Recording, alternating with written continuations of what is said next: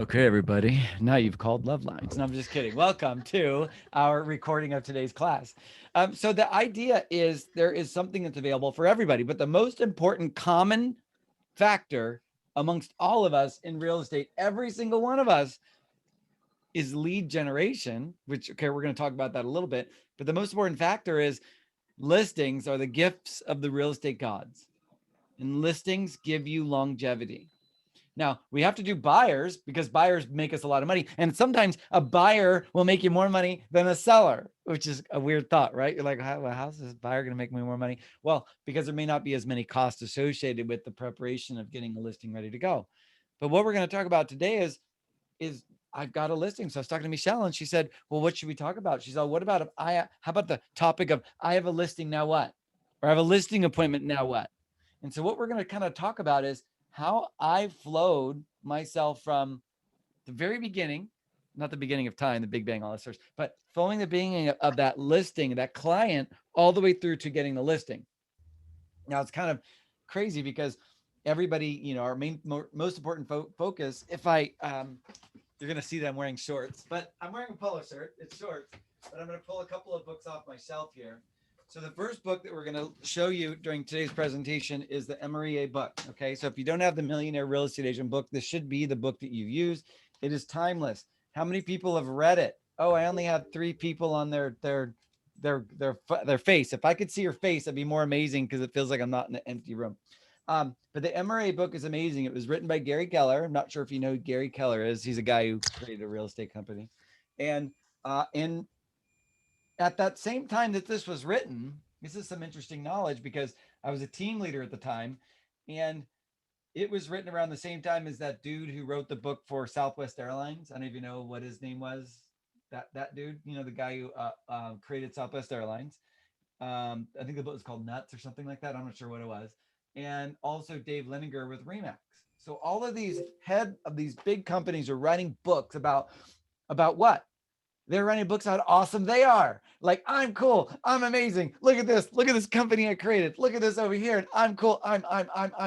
And if you've ever gone on a listing presentation and just said, I'm, probably the seller would be like, whoa, peace out. I'm calling someone else because all you did is talk about yourself. But in this situation, all of these big books were coming out, like the Walton, the Walgreens, not Walgreens, but Walmart story. That guy wrote a book, and all these people were writing books. And so everyone was thinking, Gary Keller is going to write a book and it's going to be on how cool he is. But that isn't what the book was.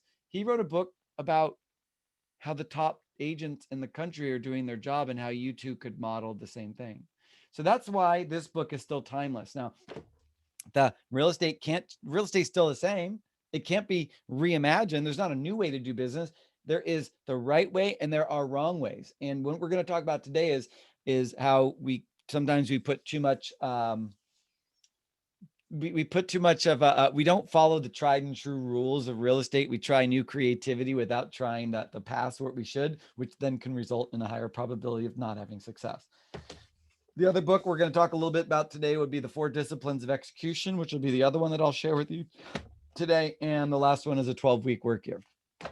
Okay, so I'm going to share our screen because what I've done is I'm a Keller Williams University national instructor. I'm not a master faculty because I traveled. I don't want to travel anymore. I got 3 kids, I don't want to, I don't have time to travel, but I would travel everywhere and teach these classes and get paid to do it. And I'm just saying, I can't. I'm an agent. I like being an agent, but when I'm not being an agent, I want to do other things. So that being said, I just took the class that we have on KWU called Win with Sellers, which I'm going to share with you here. And I'm not going to make the screen big because sometimes when I'm doing some of the Zoom calls, it changes the dynamic of what I can view because I need to have the material on my other screen to make sure that I am being able to view both sides. So you should be able to see, are you seeing this Win with Sellers and me on the side, right? Okay, thumbs up. Okay, so this Win with Sellers was a course because originally when Keller Williams was created, we said, oh my gosh, we have the best possible training that's out there. This was a course 18 years ago, 19 years ago. We had like 10,000 agents total in all of Keller Williams. And so we'd teach a class and it would be like, that was it. No other company did training, but a lot of people started incorporating training. So Keller Williams decided, let's get a little bit more in depth than what we've got. And they created this one, which is called Win with Sellers. Now, win with sellers is a pretty interesting one. And the reason why win with sellers is kind of an interesting scenario is because too often when we get into real estate, the first thing we become successful with is buyers, not necessarily sellers. Why is that? Why is it when we get into real estate, the first thing we tend to do is close a couple of buyers, except for awesome agents that close sellers to begin with. But why do you feel that buyers are the first people you get? Ah, you're right. You're right. Well, this is interactive, so you can more than happy to talk or raise your hand. The reason why we get buyers is because buyers are come the minute they suddenly wake up in the morning and go, oh my gosh, I want to buy. And then you get the buyer. A seller sometimes takes a little bit of time. So a lot of times also, we're not sure how to work with the seller. Like if a seller suddenly says, hey, I want to sell my house, you're going to be like, oh crap, what do I do now? Versus a buyer, you can be like, okay, well, I'm just going to show you a bunch of houses and I'll wing it until I figure it out. So as we find out, that reason why that you're attending this class today is you want to find out a little bit more about what it takes in order for you to take more listings and what is the preparation stages that you should be getting in order to get from the lead to the listing. My first sale, whenever that was a long time ago, I think that it was still black and white back then, was a listing. And I remember I got the listing. I was door knocking in a neighborhood. We can't door knock right now, or at least in our area, we can't. And they decided to choose me because they thought I was a neighborhood expert. I had never sold a house, never filled out a contract, didn't know anything. I filled out the listing contract and I don't even know if I did it right because I didn't even have a mentor. But they chose me because they thought I was a neighborhood expert, which is, again, leads you to the fact that regardless if you're new or you're not new, that doesn't matter in getting business. But what it did with me is it tainted me, which means I work with a lot of sellers and now I'm awful with buyers. So if a buyer comes to me and says, hey, Chris, want to help me buy a house? I'm like, oh, I don't know, because I just am not very good with buyers. So moving ourselves forward, Gary Keller says, when you interview the very top people and ask them what their biggest challenge is, invariably, they will tell you it is mindset. Keeping a strong, focused, positive mindset amid the many challenges they encounter every day on their way to the top and staying there. The vast majority say it's their top issue is mindset, not leads. Now, when I go back to two more books, because I'm going to talk about a couple, I'm just going to go. Anyone read this book? The One Thing, Gary Keller. I hope that you all have read it because it's another amazing book. So you have this mindset. And when it talks about the mindset which you have, that means your desire to want to do what you should do in order to have the result that you want. And there are two parts of the brain. There's a prefrontal cortex, which is one portion, and there's the amygdala, which is the second portion of your brain. Do you guys recognize the difference between those two? And it's okay if you don't, because I'm going to go off on a tangent, but that's okay. It'll make sense. I promise you, just flow with me. So in your brain, you have the amygdala, which is a portion of your brain, which is the fight or flight. It's the flight portion of your brain, which means when you are afraid, you run. When you get scared, you cower. When you see challenges, you back away. When you see a race, you don't want to race. It is the part of your brain, which is the survival part of your brain, which is why we survived in evolution. If that's something that you believe, why we survived was because we had that portion of the brain, which helped us to be scared, to hunker down, and to want to survive and live. But the other part of the brain is the prefrontal cortex, which is the bravery. I'm going to push forward. I'm going to try. I'm going to kick butt. I'm going to do amazing. I am going to jump over the fire. I am going to stand up and shout, and it's going to be amazing. And those two portions of the brain are fighting against each other. Because one part of your brain says, I don't want to do it. I'm scared. I don't want to make that phone call because the client's going to yell at me or tell me they don't want me to call them, or I don't want to do this. I don't want to do that. Versus the other part of your brain, which is saying, I'm going to do it. So they consistently fight against each other. How do I get the prefrontal cortex to be fired up to get me past the challenges of not wanting to do what I want to and work? Now, what I mean by that is if I sit down with my sub agents. We have 15 or 16 people on the team. I sit down, I consult with all the sub agents, and I say, I need you to make your calls. Oh, I didn't make my calls. I need you to make your calls. I didn't make my calls. Why didn't you make your calls? Well, I'm afraid of what they're going to say. Whatever the reason is that they don't want to do it. It's interesting because if I put an ad in the paper and I say, I'll pay someone $100,000 and all they have to do is talk to 10 people a day, get 10 people on the phone and say, yo, dog, are you thinking about buying or selling? Think of me. Okay, thanks. Bye. Click. How many people would take that job for $100,000? All day long. All day long. Anybody will. But you put a realtor in a room and you sit them down and say, make 10 contacts a day. And they go, huh? No, I got stuff to do. Isn't that Gotta drink strange? coffee. Right? And that comes down to the amygdala portion of your brain versus the prefrontal cortex. Because, and also because when you're in real estate, you always give yourself an excuse. But when you're not in real estate, you're just thinking, I want a job, 100,000 bucks, talk to 10 people a day. Shoot, I'll talk to 20. Could I have 200,000? I would say yes, you can. So think about this. Okay, if I want to do what I want to do, but I'm not doing it. What can help me overcome that challenge? Hint. Yeah, consistency and doing the one thing.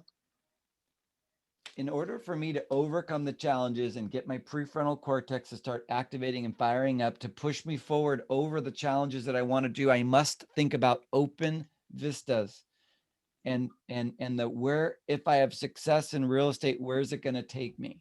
Where am I trying to go? It's my one thing. It's my, or as Gary Keller would say, it's your big why in his accent, right? It's that thing. If you can capitalize on what that is and think about it on a daily basis, that can help fire the part of your strength and the bravery portion of your brain, which will cancel out the amygdala and get you to do what you want to do.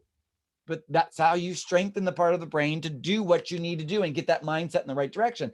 But the problem is, if you don't do anything, it strengthens the amygdala part of your brain, which means if you don't do your calls, you're strengthening your desire to not do your calls. See that thought? If I focus on the open vistas, where I want to go, what life is going to be like, it will allow me to push myself forward into that next level. But if I continue to not want to do what I want to do, I'm strengthening my desire to still continue to not do it, which is what he says in his book and what this says in that book. So success is going to begin in your real estate career with proven models. And too often what we do is we try the new fancy thing that we get an email for. Ooh, try this website. You're going to have great business. Ooh, try this listing thing. Instead of going and reading this and saying, okay, in order to be successful in real estate, it's going to be a direct correlation to the size of my database and the amount of people in my database who, when they think of real estate, they think of me, will be my success in real estate. We all know that. But how many of you are doing it? How many people have a database and have a 33 touch set up for every single person in that database? And you're consistently marketing and prospecting to that database and adding people to that database on a daily basis. Because if you have 100 people in your database at the end of a year, I'll bet you have 95 left. Why do you have 95 left? Because I don't know, someone died, someone got married, someone got a real estate agent, someone moved out of the area. Right? So if you're not consistently adding people to your database, you are what? You're people in your database. You're losing. That's why us as Keller Williams, we're continually growing, because if we're not growing, we're retracting, and we can't. So as team leaders and leaders within the company, we have to continue to add to our company, to continue to add to the culture of the company and the growth, because if not, 100 agents in one office in 1 year, they'll have 90, because it could be 4% attrition on a month. So you have 100 people, you got 4 people who leave. So if I want to grow, I got to add 4, which now I'm at net 0, and I got to add like 4 more. So that means I got to add 8. So we're always consistently growing. So you should be supporting the growth, because you are doing the same thing in your real estate career. So what happens, what we do is we try to find new fancy ways of doing business instead of focusing on what is most important, which is following the models and systems of agents before you that did it, learn how they do it, master what they do, and then until you fully master what they do, don't try new things. Don't try new things. Don't add creativity. Don't try a new website. Don't try a new marketing ploy. Just go and do the tried and true things, what everybody else has done, and be successful. I hired a coach from Alaska. And since we're being recorded, I won't say the name of the person, but from Alaska. And I hired them. It's $1,500 a month.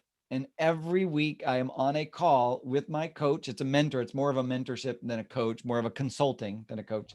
And every day I'm on the phone with that coach. And that coach is helping me to achieve, I'm copying them almost, but I'm doing what they do. And I have fully not gotten to a point where I can add any creativity to my team. Nothing. Because why add creativity when they're doing so much that I can continue to model until I become successful? And until I reach the point where they aren't giving me enough because I've surpassed them, then maybe I could branch out and use creativity, which I don't think will happen, because they're, I'm still a third their size, in closings and production, et cetera. All right.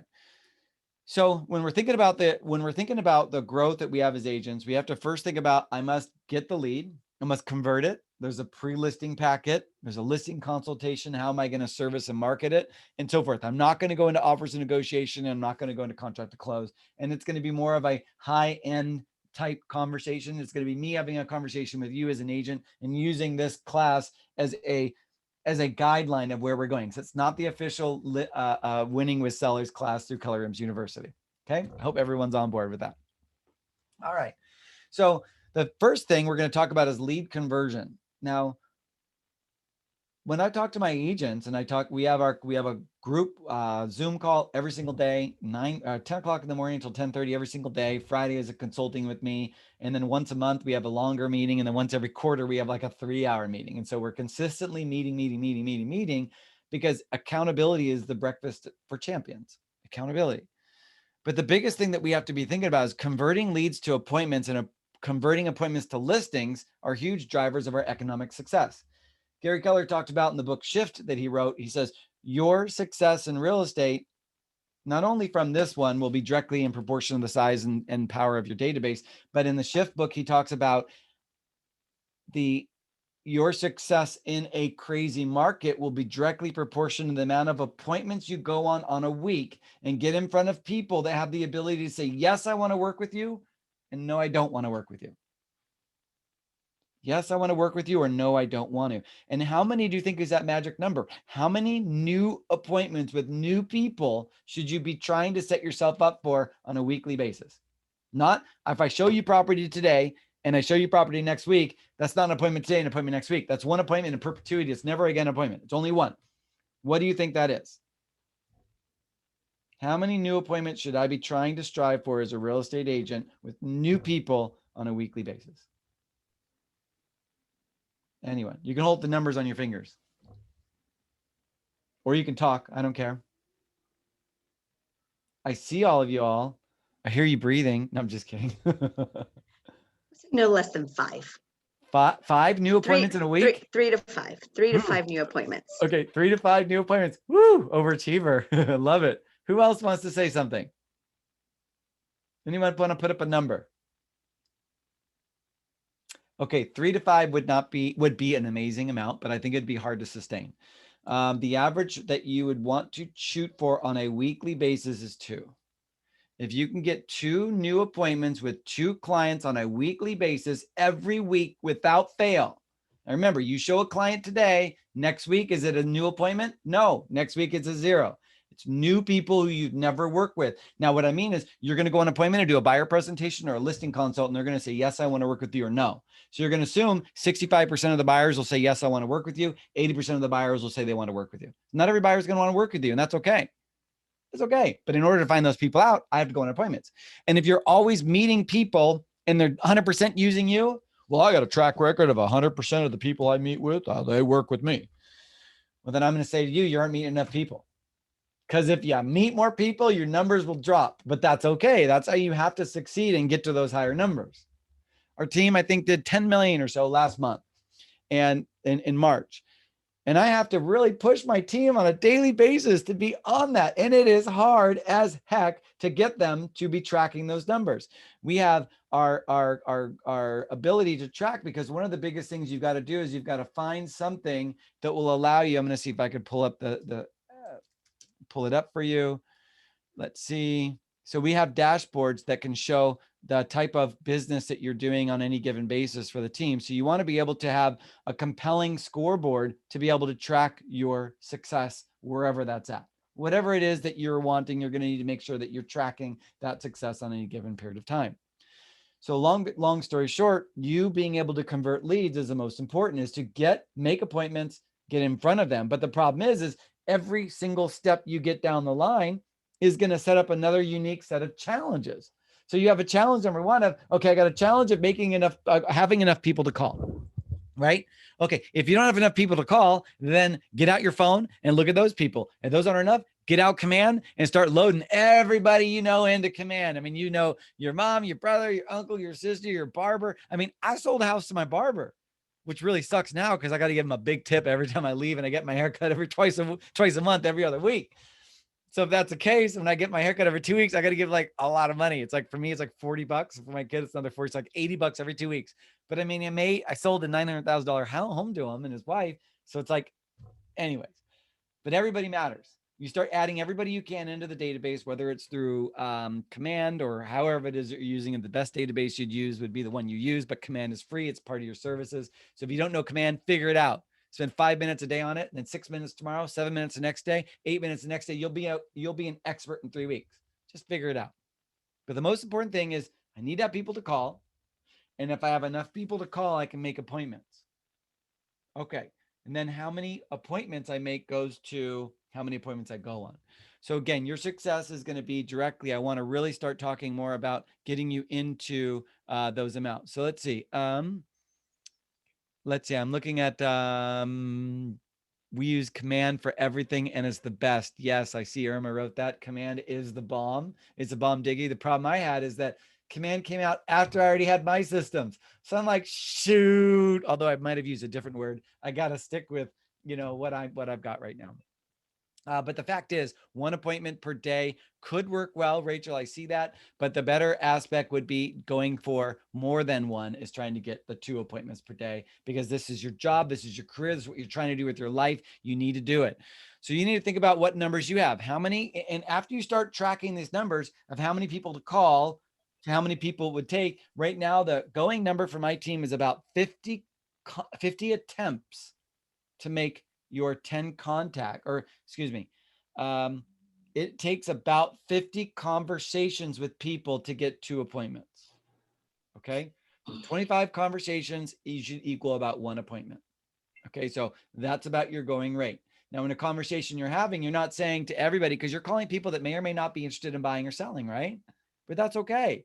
I need to make sure that I call everybody, because there are 3 things I want. I want them to buy or sell, refer me a buyer or seller, or strengthen the relationship, either one. So even if I'm not able to get a buyer or seller out of it, I'm still strengthening the relationship, saying, how are you doing, etc.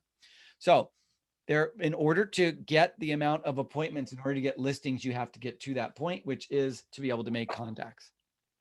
All right, moving on to our next slide here.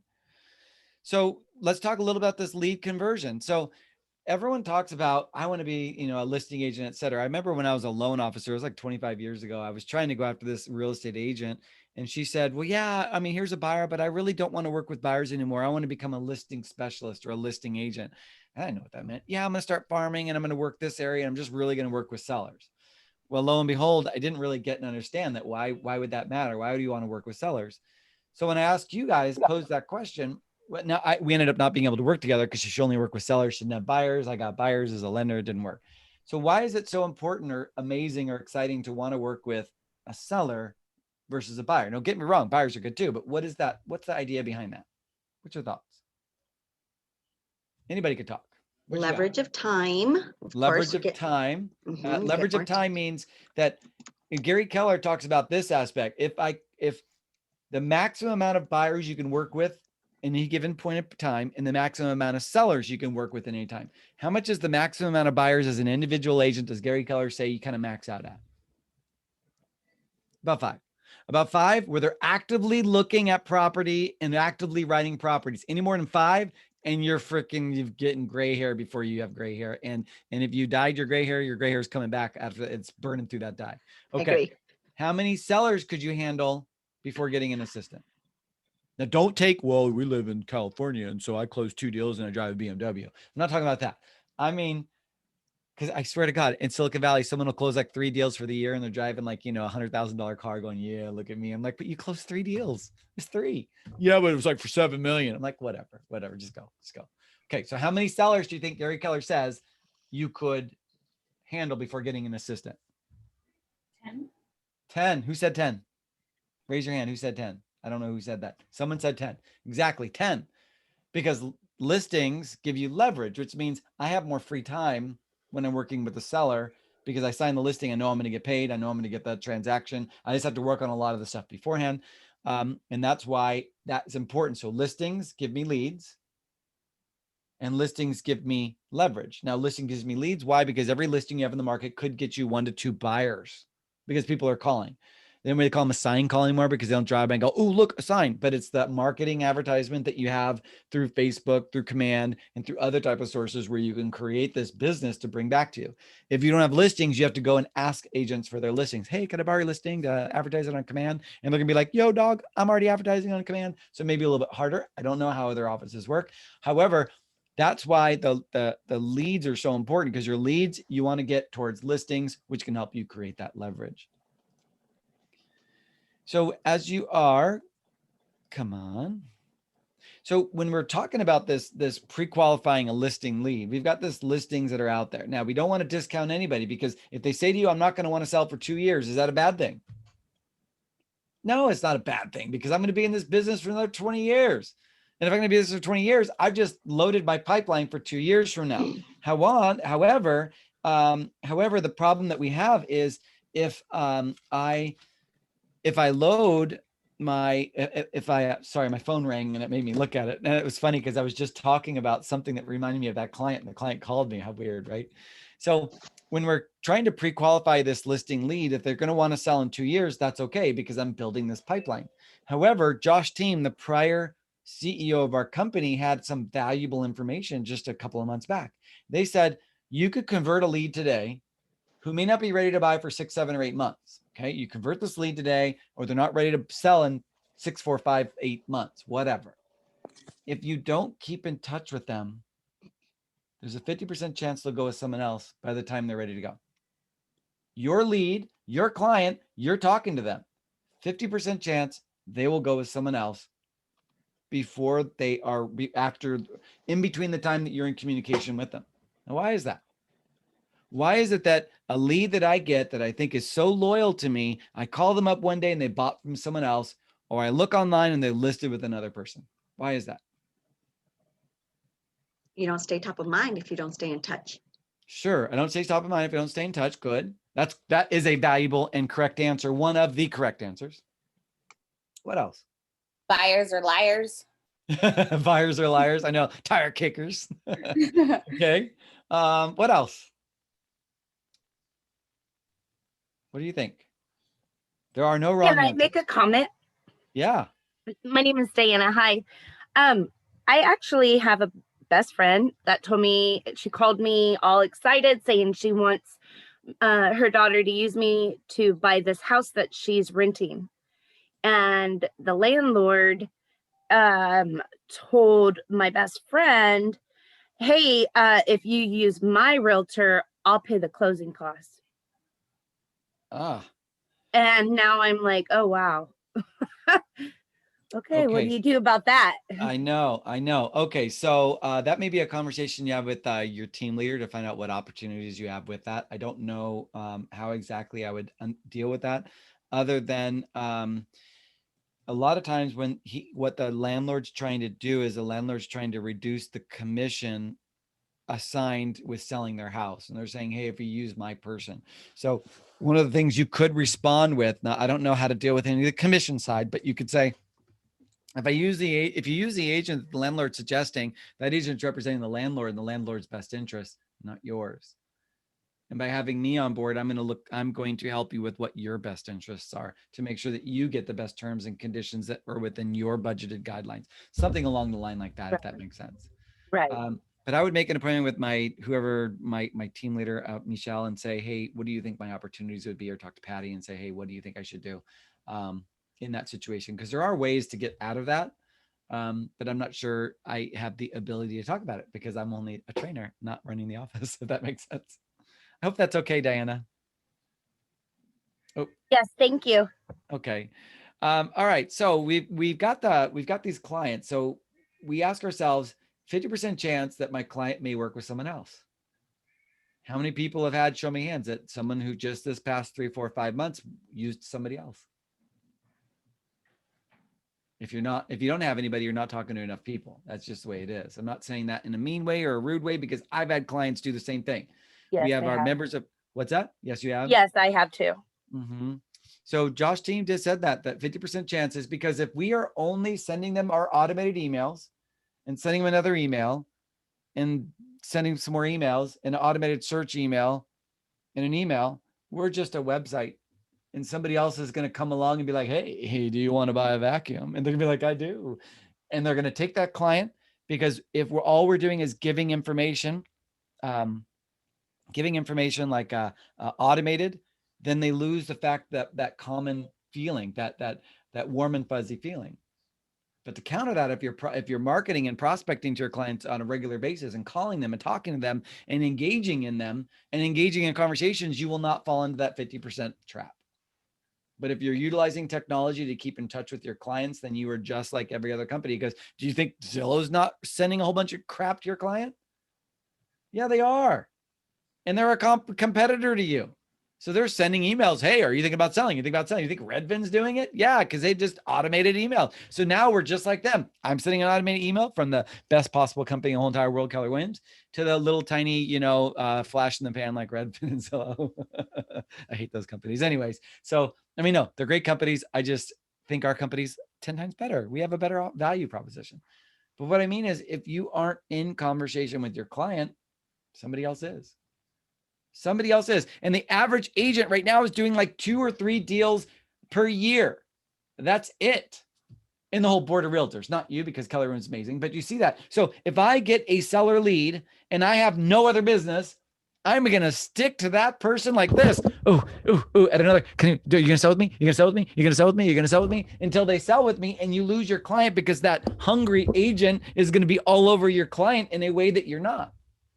So you have to set up a system so that that hungry agent doesn't steal your client. And if they're not stealing their client, they're just getting a client. They didn't know about you. They didn't know who you are. So if you have 7 listings and you're busy and you don't keep in touch with your client, well, then you have the probability of your client going another direction. So we have to think about our sellers. That's the biggest reason why a seller may not choose you, or when they think of real estate, they don't think of you first. And Gary Keller talks about that too. Your job in real estate is to continually remind your clients that you're in real estate so that they don't forget you. Because if they forget you, it's not their fault. It's your fault that you didn't do enough to be able to remind them that you're in real estate and you're the one that they should be choosing. And you should be reminding them on a regular basis. People say, Chris, how often do you touch your clients? What's your touch program? Well, we send a weekly email every Monday to the whole entire 10,000 person database. Yep. It's a lot of people. We may get 3 or 4 unsubscribe a week, but I don't care. It just means 3 or 4 less emails I got to send that week. And then number 2, we send out a monthly monthly mailer. I mean, not farm, it's a psychographic farm, which means we send it to the people in our database. And then everybody in the database must be on an automatic, e-alert type thing. I don't know what we call them, where the listings get sent to them, a listing alert. If it's a seller, they get a listing alert around their house. If it's a buyer, they get listing alerts for whatever property you're looking for. They get a quarterly phone call from each agent, a note card that says Keller Williams, hey, yo, what's up? A birthday card, a yearly Christmas card, anniversary card, whatever it is. So it's an automated system that you can also create in Command, which makes sure that the clients won't forget about us, because we're trying to do everything we can, because people in a database that you can prospect and market to is way more important than random people. Random people are the hardest people to try and get leads from. So I've got this listing. I want to find a listing lead that's financially able to complete a transaction now. They're ready and motivated right now, and they're willing to take action right now. If I can find all 3 of those, then I've kind of got what I want. So, and the idea is, number 1 is my lead conversion model is I have all these people I'm trying to talk to, and I capture a lead. I'm going to try and capture this lead. Okay, this is somebody, whether I do it through Command, through Facebook ads, through whatever form or fashion that you're trying to capture the lead in. I'm capturing the lead. Then I'm going to try to connect with the lead. Connecting means I'm going to have a conversation with them. Hi, how are you? Whatever the connecting is you're going to do with the client. Do you have the ability to answer the questions of how's the market? If your client asks you that question, can you answer it? How's the market? Do you know how to answer that question? That should be the one thing you know how to answer right now by the end of today. If you don't know how to answer that question, then you better learn it by the end of today. Because if they ask you, what do? You say, oh, I'm in real estate. Well, you don't want to say that. I mean, it sparks no emotion in my body. So you've got to think about, what is your elevator pitch? Because if you guys remember Elon Musk, he says, I don't care. Let me see if I still have the ad on my, no, I don't. There was something I shared with the team. But Elon Musk said specifically, I don't care what school you went to. I don't care what, how many years of education is. I don't care about any of that stuff. If you have an idea for me, you got 7 seconds. If you have intrigued me after 7 seconds, then I'll listen. If not, you've lost me. So that idea in real estate, I only have an elevator. I go in the elevator back in the old days of convention and I go up 5 floors. And the person asks me, what do? You have 5 floors to answer that question. And can you answer it in a way, I'm in real estate, I'm a realtor, I drive fancy cars. Well, that's not really going to get anything out of you. So when you say whatever it is that you do in real estate, right? And the next question they're going to ask is, well, how's the market? I mean, I'm sitting there today picking up my daughter from preschool, and they say like, hey, what's going on today? I'm like, well, I got to teach a class for some of our Keller Williams offices. Oh yeah. Well, that's rad. What are you going to talk about? I'm like, I don't know. No, I'm just kidding. I didn't say that. But what are you going to teach about? I'm like, stuff. And then he says, well, what do you think is going to happen with the housing market? Everybody asks that question. What do you think is going to happen in the market? And there's like 9 other parents that are right behind him, like, oh crap, I better have a good answer. Otherwise I'm going to look stupid to all the 9, parents in this preschool class. So the first thing you have to do is make sure, are they asking from a buyer point of view or a seller point of view? Because you don't want to answer it from the wrong point of view. So it's like, oh my God, that's a great question. Or were you thinking about buying or selling? I throw the question back at him. I'm a politician, right? Politicians never answer a question. So tell me, how do you feel about the XYZ scandal? Well, it's really sunny out today. I'm really looking forward to it. Or did you bring an umbrella too? It's like, that's not the question I asked you. I asked you about some scandal. You get what I'm saying? No politician will answer it. I didn't want to answer the how's the market. I wanted to find out, was he thinking about buying or was he thinking about selling? And I was able to convert and change the subject. And we didn't even talk about how the market is. Can't outsmart a salesman. What are you talking about? All right. So if I connect with the client, because there's 3 outcomes I want anytime I'm working with a buyer or a seller. I want them to buy or sell with me. I wanted to refer me a buyer or seller, or I want to strengthen the relationship. So that's what this model means. It means I'm going to capture the lead through command or however I'm doing it. I'm going to connect with them. Hi, how are you? Are you thinking about buying or selling? Because I'm here for you. Whatever it is you say to the client in your conversation. Hi, this is Chris with Keller Williams Realty. I noticed you clicked on a property that was over on 4th Street. It's a 3-bedroom, 2-bathroom home. And I want to see how I can answer some questions for you. How can I help you with that property? That's how you're answering that question. You're just calling them up. Don't worry. That's from your command. If you have a lead coming in, or, hey, it's Chris Alston with Keller Williams Realty. I know we haven't talked in a while. Last time we talked, you were thinking about buying a house. And I wanted to call to see if you're still looking at buying a house this year. Fact is, you got to say something. Okay. So if they are not interested, you cultivate and try to work them more towards something eventually. That's what this is I'm going to connect. If they're not ready to buy or sell, I'm going to cultivate. If they're not ready, or if they are ready, I'm going to try and close them for an appointment. So I need to have a lead conversion outcome. Business building conversations aim to achieve the goal of getting an appointment or getting a referral, and they always accomplish strengthening the relationship. So I must go in with the mindset of, if I'm going to make my calls today, remember, I got to talk to 10 people a day. That's your goal. 50 people a week. Just set yourself a goal. I got to make 10 live conversations with somebody and ask them the question, do you want to buy? Do you want to sell? Do you know somebody who wants to buy or sell? And when you think of me, if you're thinking about buying or selling. Now, don't say it that way. Say it a little quicker. It's better when you say it quick. So that's what you want to do. You want to make sure that you have a conversation. Do you want to buy? Do you want to sell? Do you know anybody that's thinking about buying or selling? And then strengthen the relationship with 10 people a day. 10. Now, if you call someone and they tell you to, screw off and hang up, that still kind of is a call. I'll let you count that as one of your 10. I'm just saying. But the idea is try to have 10 meaningful conversations with people in order to achieve 50 per week, which should result in your 2 appointments you set per week. So if you want a tangible goal, or tangible number, that's it. 10 and 2. That's what we talk about. Or it's 50 and 2. We call it 10 and 2. All right. Because from this book right here, the 4DQ is what we call this. The 4DX, I'm sorry, the 4 Degrees of Excellence. Has anyone read this book before? Okay, good. I'll give you the synopsis in 2 seconds. So there's lead indicators and lag indicators in your job. A lead indicator, don't think of a lead as like, I'm going to call a bunch of leads. A lead is training for a race and doing my daily training is my lead aggregators, is what I'm doing to result in the lag indicator, which is how did I do at the race? So all of my training before the race will make it so when I run the race, my results are there, because the day of my race, can I train anymore? I can't. There's no other training I can do. It will be what it is. I'm a distance runner. I train about 45 miles a week right now. I'm a marathon runner. So I understand lead and lag. So the lag indicator is a result of the training that I've been doing. So in real estate, my calls and my contacts and are the lead indicators.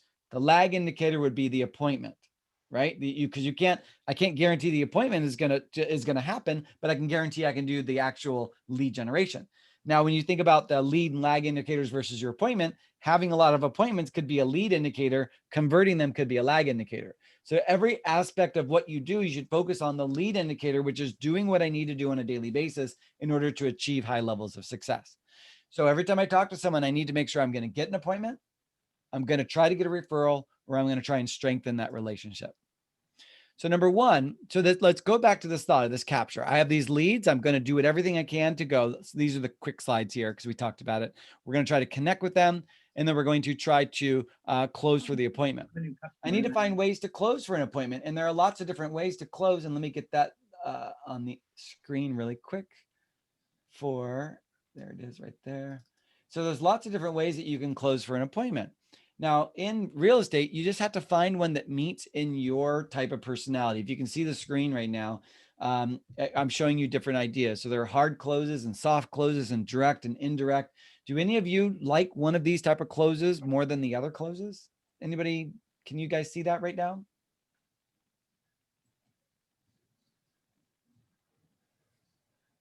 So a lot of people like more of the alternative closing, which is what works better for you today at 4 o'clock or tomorrow at 3 o'clock. What works better? It's like a one where they're having to answer it the way you want to, but you have to learn how to close, which means if I'm on the phone and I think they're going to be ready to want to work with me, I've got to ask them for the appointment. I got to ask them for the appointment. This is right out of one of the Keller Williams classes. So would it be okay if I got you some information to look over and then we can meet to discuss? It doesn't matter what you're doing. You just have to close, and you have to find a closing technique that will work. And I'll be more than happy to email this screenshot to you. Patty, if you want to email me to remind me at the end, I'll email this screenshot out to you. It's just from a Keller Williams. Got it. All right. So Gary Keller says the right approach to close for a meeting is the only approach. You must ask for it. You have to ask. At listing appointments, I say, well, the last thing you got to do is just hire me and we can get going. What do you say? I don't know. I mean, we just have to say something because we got to get these clients into contract because that's what's the most important thing to us. So moving ourselves to the next one here is this pre-listing. So I've contacted, so I know that I got to contact a bunch of people. I need to make appointments and or talk to people on the phone and convert them for appointments. But now what? So if they decide to say, yes, I'd love to meet with you. Sometimes people find that scary. They're afraid of the success that could happen from being successful at your lead generation. That makes sense. Anyone ever afraid of that? Afraid of a seller saying, yes, come meet me? It's okay to be honest. My business partner is going on maternity leave in maybe anywhere from 2 to 16 days. And she controls everything. She manages all the teams. She goes on all the appointments. I go on the appointment and then I leave and then never talk to him again because she takes over and she does it from the beginning to end and everyone loves her. And I'm like, oh my God, I have to go 6 to 8 weeks of going on appointments myself and I got to follow up. And so I'm feeling the anxiety because I just don't, I mean, that I have a fear of someone saying yes, because now I got to do it by myself. Like, I mean, well, it's kind of crazy because some of the other members of the office, I'm gonna be like, you're going with me. Where are we going? You're going to listen with me. Let's go. So I think that it is normal for you to have a fear of a client saying yes. And a lot of time you have a fear of a client saying yes because you're not sure you're going to know what to say to them because you have a fear of the unknown. But if you practice and you get better and better at that lead generation that you're doing, or you get better and better at handling the listings, it will get easier and easier and you'll be okay if they say yes. Because a pre-listing package. So in the old days, it was kind of funny. I remember we'd run around. I was with the Lon Pinell Realtors back then. It was like 19 years ago. And I remember that people would print out their listing packet and they'd hide it. They'd go run, grab it off the photocopier and hide it. And they don't want anyone to see their listing presentation because it was a super secret, super amazing, super everything listing presentation. And they weren't going to show it to anybody or anything until the seller. And they were going to wow the seller when they showed the seller everything they're going to do as a listing presentation. Well, this was before Google and Yahoo and all these sort of things, right? So it was super secret. And I remember Gary Keller getting up on stage. Actually, I think it was Mark Willis who got up on stage at that time. He was a previous CEO after Mark and after Mo. And he said, well, why are you keeping your listing presentation secret? If you want to wow your clients, tell your client everything you'll do to sell their house when they're not wanting to sell. Because the majority of the time, a consumer will make a choice to sell their house and already have one agent in mind. And it's because of the way that agent made them feel over the last 5 years. If you're going into a presentation and you feel like you have to win it and you got to do a listing presentation and you got to do all these things, you're probably the agent number 2 or agent number 3. Because if you're agent number 1, you know you got it. But if you're going in scared because there's other people, you may be agent 2 or 3 where they're using you to be sure that they're okay with this person. Do you get that thought? So would you rather go on a presentation where it's a come list me call or it's a, oh crap, can I do it call? Well, at the very beginning, it's going to be your friends and family. But as you get bigger and bigger and bigger and widen your net, you are going to go on many that they won't know you. And you're going to have to be able to be ready for either type of appointment, whether it's an appointment where you know the person or versus an appointment where you don't know the person. But if you have a powerful pre-listing package, its main job is to cover the dirty work, all the things that people might object to and all the things that people want to know about. It's weird because I remember Gene, he's taught so many classes over the years and a pre-listing packet was something in the old days. What we would do is we would print out this pre-listing packet and we'd mail it to the client. And then we go on the listing appointment a couple of days later and it would answer a lot of the questions. But nowadays in today's fast-paced world, no one reads it. You'll send a pre-listing packet, but they won't read it. So now we're finding it's more important for you to consistently drip on your clients over the years what you do to sell a house so that they consistently see it and they feel it and they're ready to go. But a pre-listing packet is something you need to have. Why? Because you need to put it out there. Similar to if I'm going to sell a house, I'm going to put a yard sign out front. The yard sign isn't going to sell the house, is it? No. No one's going to drive by, remember, like we said, and go, oh, look, that house is for sale. I tell you, they already know the house is for sale. They're sitting in their mom's basement, looking in their computer, and they see that the home is for sale. But that doesn't mean I'm not going to put a sign out there. No, I'm still putting a sign out front. Why? Because who knows if it will work? I don't know. I don't know if I'll find the buyer that way, but I'm going to do it because somebody might call on it. So if you have a powerful pre-listing packet, you're going to send it out to the client or send it via email or have it ready to go. Or sometimes your pre-listing packet becomes your presentation. You put it on your iPad, right? So you have your iPad. So you take your iPad out and you put the presentation on your iPad and you can't open it up and you show up at their house and you've got your wonderful little presentation right there on your iPad. Why does that matter? Well, I don't know, because that's what we do. But the pre-listing packet is something that has everything about buying or selling a house, from the length of time on the market to who you are, who your team is. So your second thing is, or your first thing was, how's the market, or what do you do for a living? I don't say I sell real estate. Number 2 is, how's the market? Number 3 is pre-listing packet. The pre-listing packet must be done. You need to get that done today or tomorrow. Have it done, have it on your desktop. Keller Williams has some amazing ones that are out there. If you don't know how to do it, figure it out this week. Because you don't want to go on a listing presentation on a Friday night at 10 o'clock. You're trying to prepare your listing packet for an appointment that's Saturday morning at 10 and there's no one to be able to help you. Well, because it's after hours. I mean, what are we going to do? Like wake up in the middle of the night? Oh, I got to wake up. It's 10 o'clock. I got to help someone with the listing packet. No, even if it's a blank one, because you don't even know how to write a person's address on it, even just have a blank one on your desktop that you can just hit print on. You need it. It's when opportunity knocks, it's too late for preparation. You can't prepare because when opportunity knocks, or opportunity will pass you by unless you're ready, willing, and able. So as a real estate agent, this is my job. Again, I need to learn how to do how's the market? What do you do in your listing presentation? It must be done. Figure it out. Even if it's a crappy one that looks crappy, I don't care. Figure it out, put it together. So does anybody use a pre-listing packet? Anybody? Who uses a pre-listing packet? Okay, we got one. And why do you use it? 2 or 3 sentences. Brian, why do you use a pre-listing packet? Well, actually, my wife uses it. She does most of the work around here. Okay. But we use it because it gives us, we know it by heart. You know, you present it to your client, but you flip through the pages and you show them everything you do. And you, as you flip through the pages, you don't miss anything, right? Ah, Because you may forget to say, hey, we do this, and that, you know. So as you do that, you're, pre-listing, I'm sorry. It's letting them know what we do, what they can look forward to work with us as an agent. well, And that's actually we do a listing presentation, which is the one we flip through when we are at the listing.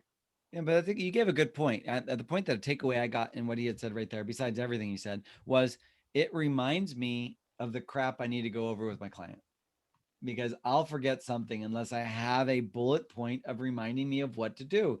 Because I've lost a listing because the client said, this agent is going to do blank. And I'm like, what do you mean? I'm the one who wrote the book on how to do blank, but I never shared with the client that I'm going to do that. So they didn't think I could. So they chose someone else because that agent said they're going to do blank and I didn't. So you need to make sure, even if it's your friend or your family, that you review it in a way where it must be a feature and a benefit. You never talk about, I'm going to do this, I'm going to do that, I'm going to do that, because the client's going to lose interest in you. But if you say, I'm going to do this because it will benefit you like this, we're going to do this because it'll benefit you because of this. Make sure you tie back in that conversation of everything. Like if you say I'm a neighborhood expert and you move it on, it's like, oh, they're a neighborhood expert. And then I come along and I say, oh, you're going to sell against a neighborhood expert? And I know how to sell against a neighborhood expert. Well, it's kind of crazy because back in the old days, a neighborhood expert was so powerful because the neighborhood expert would find the buyer for your house because they would kind of cruise around and look for the signs and then buy. But nowadays, a neighborhood expert, the buyer doesn't come from the neighborhood. And if they're only focused on that neighborhood, they're missing so many buyer opportunities. And you don't want to miss buyer opportunities, do you? I'm just thinking of crap out of my head, right? I'm just trying to think of things to say because the neighborhood expert's amazing. But I also say things like, well, a neighborhood expert, a lot of people just call and say, I want to work with you, right? Well, yeah, they just pick up the phone and call. They say, that's a neighborhood expert. So I'm going to call that person and I'm going to hire them. I mean, Mr. Seller, Mrs. Seller, that's what you're thinking, right? Yeah. I mean, you know him, right? Yeah. Have you ever met him? No. But you're just going to use him. Yep. I think we're going to use him. And I said, isn't that funny? If I got all my business just from someone picking up the phone saying, I want to use you, I would never have to innovate. I'd never have to change the way I'm doing my business. There'd be no competition. Right. Competition breeds innovation. And if that neighborhood expert never has competition, they're never innovating. And I'll guarantee you there are things that I do to sell real estate that they may have never heard of because they never had to worry about having to compete against people because they're neighborhood expert. Now, you want to sell your home for the highest possible price, right? Yeah. And we know that the buyer's not going to come from the neighborhood, right? Yeah. So you see how being a neighborhood expert might be a hindrance to where you're trying to go? I don't know. Do you get what I'm trying to do? I'm trying to help them to fight against that top agent. Now, if you are a neighborhood expert, yes, a neighborhood expert is amazing. You're going to be amazing and you're going to kick everybody's butt. I'm just saying you got to have an answer for everything, anything and everything that's going to come along. But this pre-listing packet is basically your listing presentation in a nice little tiny format that you can send out, that you could give them, telling them everything that you're going to do.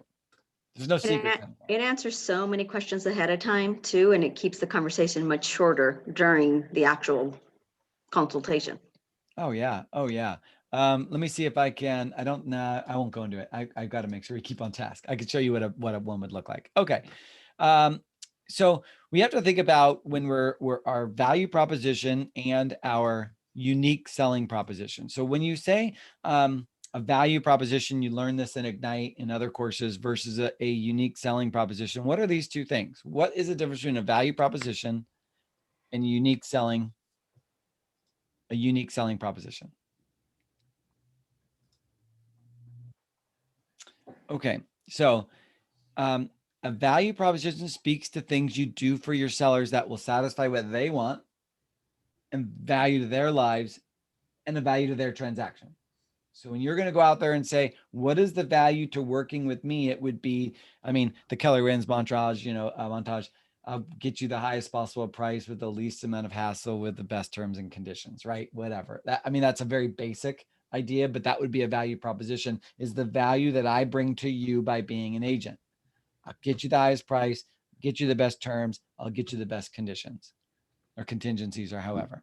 A unique selling proposition is about features and benefits that you bring to the table that set you apart from the competitors. What do you do differently than other agents don't do? So you need to make sure that you have the ability of differentiating between those two things. Again, it's coming back. Why do you, what is the importance of using you? Well, I'm going to bring, help you with the best possible terms, conditions, and the best price.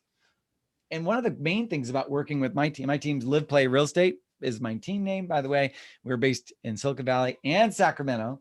I know that you guys don't cover Sacramento. Am I right? You guys don't go as far as Sacramento? No? Okay. If you sometimes maybe, well, if you don't want to go as far as Sacramento, just give me a call because I got a team in Sacramento. I'll be happy to help you out, or this way. And I'll do the same back to you guys in the Central Valley. Okay. So a unique selling proposition is stating like, tell me something important about you as an agent. Tell me something that separates you from anybody else. Someone's got to tell me something. You got to unmute yourself and tell me something. Hi, this is Diana. So this isn't anything really, this is outside of real estate. So, but I created my own hashtag for it. Hashtag DJ with KW Cares. And what I do is twice a month, usually I get about 1 to 3 truckloads of food and I post it on social media and I feed my friends, family, and the community for free. Okay. So that is a very good example of a unique selling proposition. So the unique selling proposition, I give back to the community. So now you've got to think, one of the great things about working with me is I'm so in tune with the community that on every week I give back to the community by, I can't remember exactly what you said, the truckloads of food and items to shelters or whatever it is I do. You're saying that would be a unique selling proposition. So one of the benefits of working with the team here is we are so local to wherever you're at, Lodi, Stockton, whatever the location. We're so local and so in tune with the community that we give back on a weekly basis, and it really empowers us. So the more families we help, the more we can help our community. And that's one of the reasons why consumers choose to work with us, because we're so into giving back to the community. Do you see how it's I kind of pieced it together there, Diana? But that's how you can create a unique selling proposition with what you do and how does it benefit them? And using that as opposed to saying, I give, you have to say, we're in tune with the community. This is what we do. So the more homes that we sell, the more we can give back to the community, which makes them go, oh, that makes sense. And that becomes a unique selling proposition for you. So that's a good one. I like that. Who else has something about you that makes you amazing? Yes. I have one, Chris. This is Yep. Irma. Hi. Okay, so for I remember you myself- last time. Hi, Irma. I remember talking to you in the last class. Yes. So for myself, during the short sale REO world, that's when I started. I made myself a promise that I was going to be working for the client. So I took a lot of time in explaining everything to the client, what a short sale was, what if they sold their house, what if we did a loan modification. And so from that, a lot of people remembered me because I did a lot of loan modifications. Yeah. What did I do, in which I didn't even know what I was doing during that time, was I was building my clientele. I was building my database because they all trusted me. Yep. They all trusted me. So what I'm getting today is all of those people are on my database, and all of those people are referring clients to me because I developed that trust. Yeah. I mean, that is so true. When you give, you will receive back. I mean, that's just the law of that. It's just karma, right? And what she's done is she's grown her database in a very wonderful way, which has allowed for a return. But the only way that return is going to come if she stayed in consistent contact with them over the years, which she has, and now they're coming back. So everybody counts, everybody matters, everybody goes in your database because you never know if they're going to come back and they're going to want to do something, and she's there. So one of her unique selling propositions could have been back in the day during the distressed properties, like 14 years ago, 13, 12, whatever. I remember going through that. I was a team leader.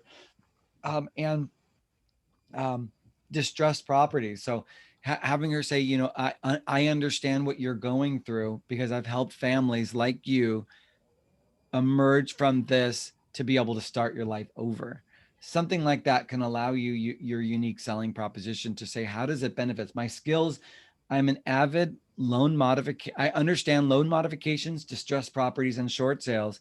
So regardless of what situation that you're facing, When we sit down and we talk about it, I'll have some solutions for you. It's a unique selling proposition, right? Coming up with what it is that I'm expert at and how does it benefit you. But they have to roll off the tongue because she can't use it for the person who's a millennial is going to be buying, I want to buy $1.2 million. She can't say, I'm good at loan modifications. They're going to be like, huh? What are you talking about? I want to buy this house. But no. Let me just say it. I'm good at loan modifications in terms. They'll be like, I don't know. Wait, Irma, come on.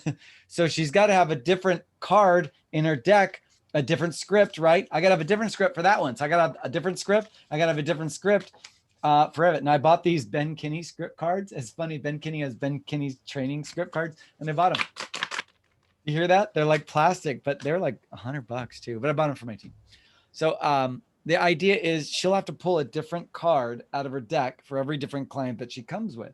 And that comes with learning. I mean, this is my job. This is my career. You want to make $300,000 in real estate and you want to put in 5 hours a day of work. That's it. Well, I'm sorry, honey, you ain't going to make that money. If you want to make a lot of money, you got to put 40 hours in your job. 40 hours. That's what I work. And add more. And add more, yes.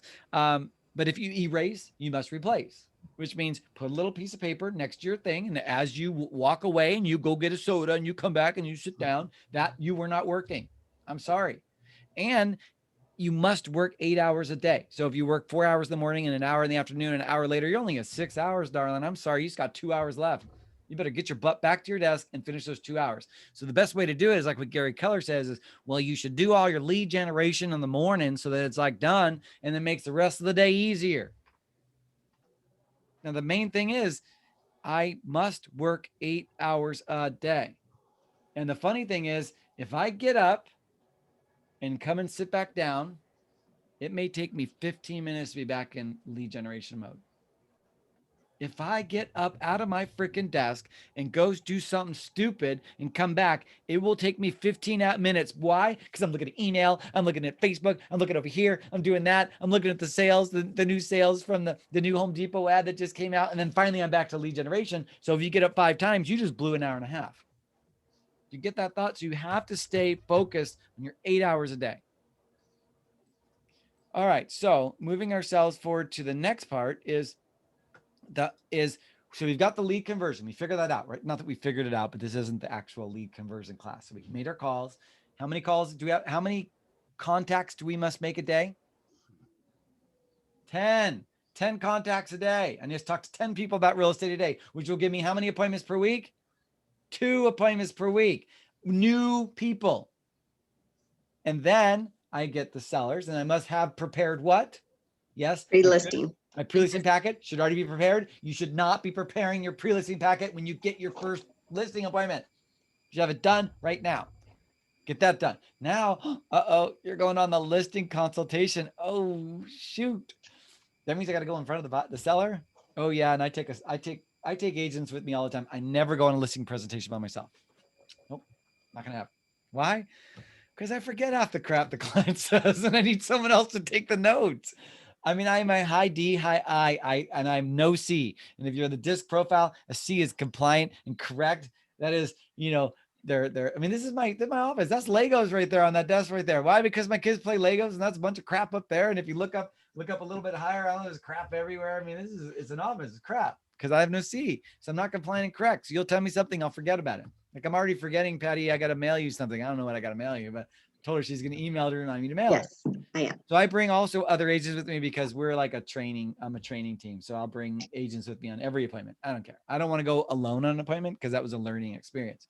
Now, that being said, I got to go on listing presentation. I must know my scripts and materials because this is where I could make, if it's a $500,000 property, quick and easy math, $5, $10, $15,000. Everyone knows math. 2.5, 5, 10, and half of 5 is 2 5, so it's 12.5. You know that realtor is going to do 1 or 2, 2.5, and 3% commission on anything in 1 second flat. Am I right? Or if you're doing 6%, I don't know, maybe you're getting 3.5% for the sell side. I don't know what you do, but commission is negotiable. So we don't know what your commission is because it's an antitrust issue. Whatever your commission is whatever the commission is. So that being said, if I have a chance of making $15,000, why do a majority of us agents show up at appointments and we don't know what the crap to say? We don't have our scripts. We don't even practice. We just get our listing presentation, run out the door. Usually we're like, I have a listing appointment. I gotta go. And you're running out the door. How many people have done that? I've done that. Or I don't even, and I'm like, well, crap. Or if they ask you, so what price do you think we should list the house for? And you're like, I didn't even look at the comps. I don't even know. I didn't even look at the comps. I don't even know. How do I answer this question? Right? How many people have gone to a listing appointment and haven't even looked at the comps? Come on, raise your hand. I do it all the time. I do My it all the time. printer quit when I was printing out my paperwork for my consultation. Oh man. But I have gone on listing presentations where I don't even know what I'm looking at. I don't know. It's a weird attribute of a high I personality. You think you can wing it through anything. A high I personality is influencing, inspiring, social, Hello. steady. You put us in I a was room. calling about this setup. Are you out to lunch? Oop, Okay, just call me when you get back. Peggy, we can I'll hear tell you you. how to find his username and how. You want to mute her, reset Chris? the I password. can't do it. okay. Okay. There we go.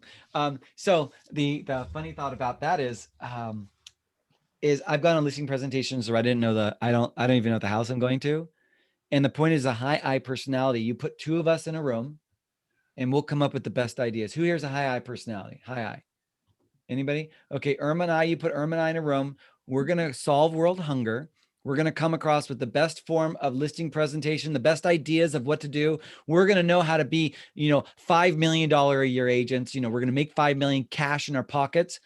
And then we leave the meeting and we forget about what we were talking about. And then we meet again next month. We're like, oh yeah, we should do that. We should do that. And we'll continue to come up with best ideas. We just won't really implement them. And it's not that we won't implement them. It's just like, well, I got to implement it. I don't want to do it. But then a high C will make you meet with them 7 times and have a perfect presentation on the 7th time. But they won't want to show you on the 5th or 6th time because they have a fear of you criticizing the work that they're doing. So they don't want to show it to you till it's complete. But a high I will be like, you'll love me the minute I get there. So we wing it. And it's the wrong thing to do, but I can't change my personality. That's why I bring other people with me so that I make sure that if I do wing it, they can back me up. All right. Because my partner has C in her. So she's a DC as opposed to me being a DI. So she pretty much, when they talk about commission, you can hear her looking at me and you can hear her breathing like, and holding me accountable to be able to negotiate a good commission. Okay. So prepare yourself. Don't be like me because I prepare myself a lot of times, but sometimes the preparation is a half hour before I have to leave, and don't do that. Prepare before that. Understand the market. You have to know what the market looks like. If someone says, how's the market? How do you answer that question? How do you answer it? Why is the market going up? Do you know how to answer that question? How are single family homes faring against townhomes? Can you answer that? How about condos versus townhomes? Can you answer that? What is the millennial buying? Can you answer that? What is the news saying? So if you want to know the market, one thing you guys should do is you should, like if I open up a website, let me see if I could just open a website really quick. Okay, so say there's a website right here, and I'm going to open up just a random website. And oh man, I hate this. Come on. Okay, here's a random website. If I go to real estate news, look at all these real estate websites that I go to on a daily basis. So I open it up and you can create all of these websites for learning about whatever you want about real estate. So what I've done is I've created, 18 different websites that every morning I just quickly glance at to see what's going on in the news for real estate. But you need to make sure you look at all different sides of a story. Don't just pull from Fox News. If you're going to pull from Fox, pull from CNN. If you're going to pull from CNN, pull from Fox. If you're going to go further out, like if you can go to know which ones are more towards the center and which ones could be more towards the extreme. So just be very aware because the market, the people out there are very polarized, right? Half the people like the president, half the people hate the president. And it just switched a couple of months back. It just went switch. And the people who love the president hate him now. And the people who hated the president before love him now. It's the same thing. Running at about a 48% approval rating versus voters. So that means 48% of the people you work with either like or don't like the current administration. So don't talk about red or blue, talk about green. It's a green thing, baby. So be very aware of some of the outlier websites that you want to post from. So some of the outliers, I'm not going to talk about which ones, but don't go into some of those really, really hard left or really, really hard right sites and find a news story. Find the news story, find it on a different site and then share it. Because some of the sites you'd find may be a little bit out there. Like on the right, maybe like Breitbart or OANN or one of those would be far to the right. To the left would be like MSNBC or like Huffington Post. Stay away from those because you could scare people that would be on the other side. So come more towards the center so that you don't show a preference to anything, because we're here to make money. It's a green thing, baby. Unless you know your client agrees with your thoughts, and you can talk, but just don't. Stay away from any of that. That was from Pursuit of Happiness. If you guys remember Chris Gardner, the guy from Pursuit of Happiness. Of course, it was Will Smith in the movie, and we all cried. And if you didn't cry, what's wrong with you? I cried in that movie. Of course, they were ninjas and they were cutting onions in my house. They were invisible and they made my eyes water, but still. All right. So you see the news sites I'm going to. I'm going to a realtor.com, gives good news stories. You've got USA Today has some pretty good news stories. I'm just going to briefly go and share some of this. The Silicon Valley Business Journal or your local business journal has some pretty good stories. Realty Time sometimes has good blogs, which gives you good stories to be an understanding of the market. CBS News gives some pretty good ones, and I'm more than happy to, Patty, make a screenshot of the ones that I look at on a daily basis.